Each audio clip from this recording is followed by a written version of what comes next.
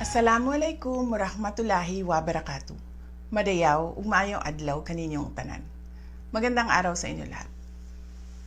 Ang impeachment complaint na inendorso ng akbayan ay isang papel na walang kalakip na kahit anong ebidensyang magpapatunay sa mga paratang na isinasaad dito.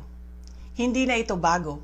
Matatandaan na ang impeachment laban sa akin ay naging sagot nila sa aking pag-alis sa gabinete. Isang hakbang na isinagawa dahil hindi na maipaliwanag ng Pangulo ang patuloy na pagkalugmok ng bayan sa kahirapan dulot ng kanyang kapabayaan at bisyo.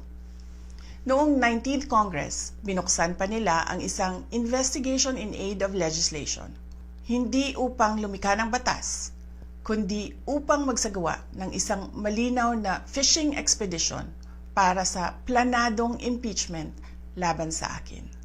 Paulit-ulit nilang ibinandera ang isyung Mary Grace Piatos bilang umano'y bahid ng katiwalian. Kahit na sa kabila ng lahat ng investigasyon ay wala silang naipakitang kahit isang direktang paglabag sa paggamit ng confidential funds. Sumunod na dito ang bentahan ng mga pirma para sa impeachment at ang mga tinaguriang for later release projects na ipinangako umano sa ilang miyembro ng Kamara upang itulang ang impeachment laban sa akin. Mga pangyayaring mismong inamin na ng ilang mambabatas sa kanilang mga naging pahayag. Mga kababayan, walang kredibilidad ang akbayan upang mag-endorso o magsumite ng impeachment complaint. Ilang ulit ng hayagang ipinahayag ng kanilang pinuno ang kanyang intensyong tumakbo sa pagkapangulo. Isang malinaw na indikasyon ng pampulitikang motibo sa likod ng kanilang mga hakbang.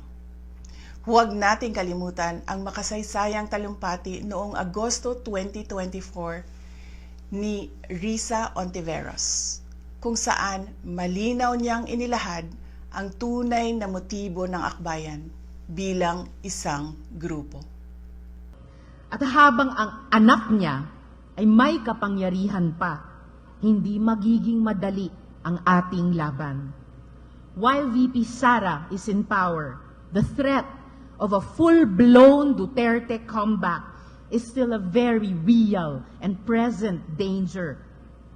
For one, they are supported by one major superpower, China.